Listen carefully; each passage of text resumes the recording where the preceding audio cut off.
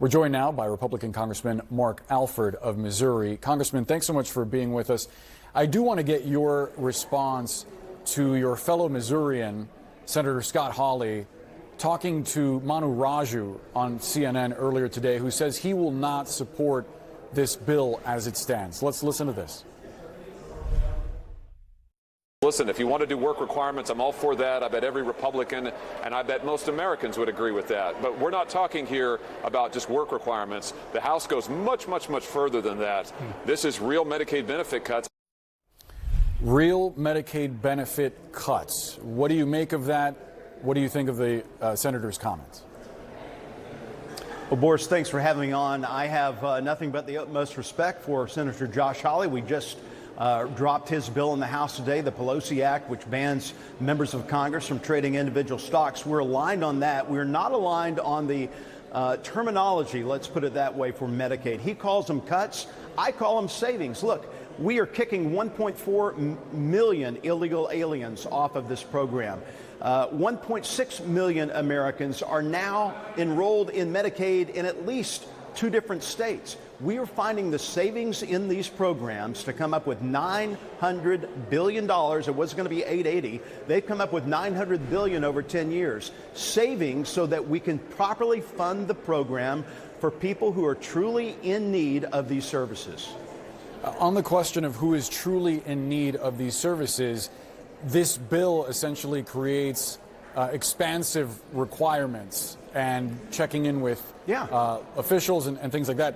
It is still expected that millions of people are going to lose coverage, and nearly half of Medicaid recipients in Missouri are kids.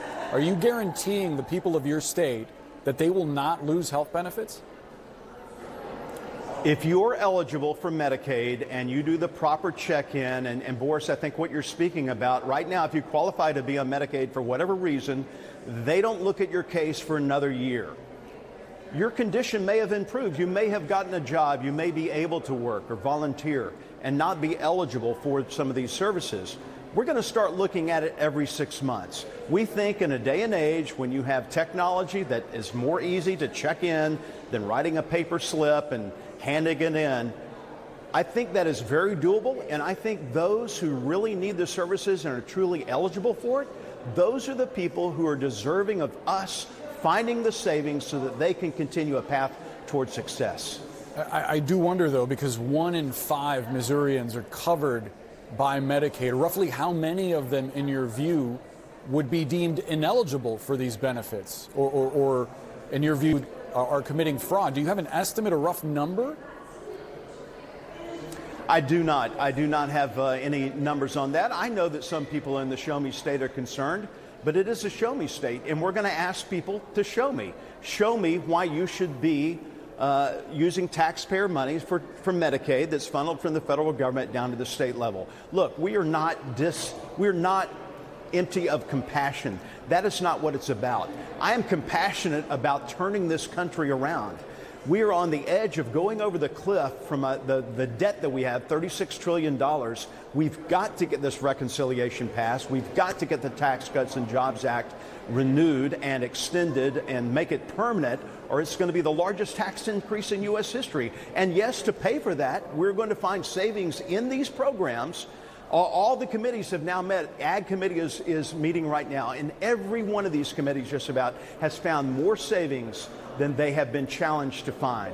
That's because the waste, abuse, and fraud is real. It's time to end that. It's time to do the right thing for the American people. Congressman, there may be waste and fraud, but the reason that I ask you for an estimate is because it seems like ultimately people that may have legitimate claims are going to wind up losing their benefits. It's already estimated that there are thousands of people. It's already estimated by your state that there are thousands of people who are eligible for Medicaid that aren't receiving the legitimate people, Boris? Yes, sir. Yes, sir. These are documents put out by your state. Yes. What do you say to the people of your state who enshrine these benefits into your state's constitution? I will do everything I can, Boris, to make sure in my district to make sure that if you are eligible for Medicaid, we will get you the benefits that you deserve.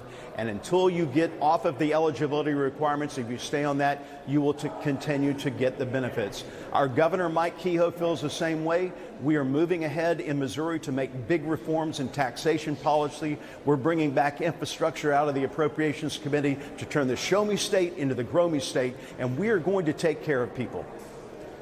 We'll see how this gets implemented. Congressman, I do want to ask you about President Trump saying that he plans to lift U.S. sanctions on Syria. You have been a staunch supporter of Israel. You visited the country. You've said that Americans must stand shoulder to shoulder with Israel against the forces of evil, trying to wipe it off the map.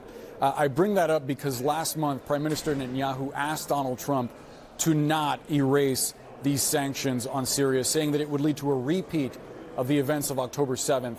2023. Beyond that, you also have the United States negotiating directly with Hamas, negotiating directly with Iran. President Trump not even visiting Israel during this Middle Eastern trip, but sitting down with the president of Syria, a former jihadist.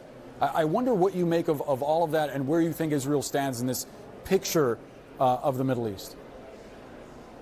Well, look, I don't trust jihadists, but I trust Donald J. Trump a lot more than anyone else in the Mideast, including Benjamin Netanyahu, who we've met with twice. Just recently in October, we flew in from Amman, Jordan, an appropriations congressional delegation trip to meet with him.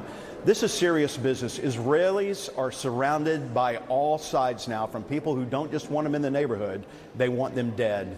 We've got to protect Israel. I think Donald J. Trump has that first and foremost, but we also have to recognize that things are changing in the Mideast. Once Iran is driven away from the picture, and whatever it means it may take to make that happen, Saudi wants to do business. That's why Donald J. Trump went to Saudi Arabia. We've got to get the Abraham's Accord finished up. They were so ready to sign it before the October 7th murderous surprise by Hamas. Hezbollah has been taken down pretty much by the IDF. It is still somewhat of a threat, but not nearly what it was 6 months ago. We are making progress in the Mideast.